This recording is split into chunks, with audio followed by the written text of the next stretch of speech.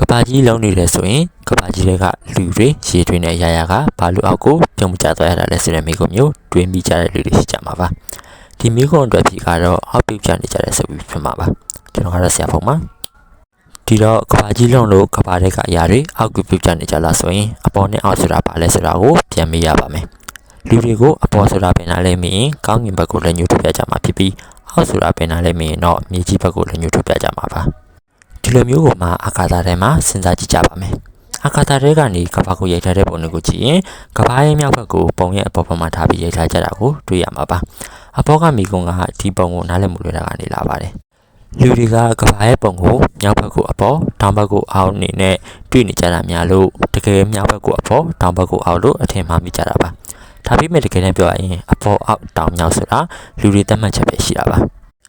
တကယ်တမ်းမှာပုံတွေကိုတောင်ဘက်ကိုအပေါ်မြောက်ဘက်ကိုအောက်အနေနဲ့စစ်ထားပြီးရရင်လည်းထူးထူးခြားခြားပြောင်းလဲမှုရှိမှာမဟုတ်ပါဘူး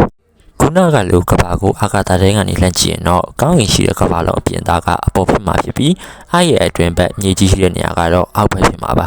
ဒါကြောင့်ကဘာကြီးကလုံးနေလို့ကဘာထဲကအရာတွေအောက်ကိုပြုံးမချကြဘူးလားဆိုရင်တော့အောက်ပြုတ်ကြပါလေဘယ်ရောက်ဖက်လဲလို့မရင်တော့ကဘာလုံးရဲ့အတွင်းဘက်လို့သာဖြေရပါတော့မယ် Stay curious, stay safe